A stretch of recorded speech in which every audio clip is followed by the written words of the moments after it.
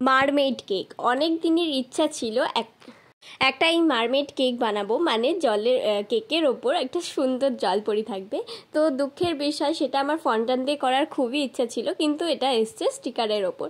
তো আমার কোনো অসুবিধা হয়নি, কারণ অনেক দিনের ইচ্ছা ছিল, কেকটা তো আমাকে করতেই হবে আর সুন্দর করে ডেকোরেশন তো আমাকে করতেই হবে যাতে ফার্স্ট লাগে কেকটা দেখতে।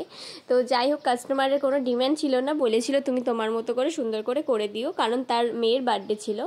তো যাই হোক, তো দেখো আমি কিছু স্টিকার বসিয়ে দিচ্ছি মারমেডের, কত সুন্দর লাগছে কেকটা, কিন্তু আমার খুব ভালো লেগেছে। এটা কিন্তু 1 পাউন্ডের একটা বাটারস্কচ ফ্লেভার কেক ছিল।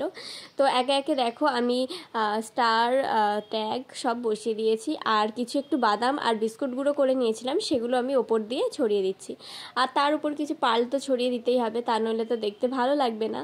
তাই জন্য একটু মুক্ত মতো, বেশ সুন্দর মুক্ত মুক্ত থাকবে, তাই জন্য এই পালগুলো দিয়েছি, একটু বিগ সাইজের পালই দিয়েছি যাতে দেখতে ভালো লাগে। তো তোমরা দেখো ফাইনাল লুকটা কেমন লাগলো তোমাদের।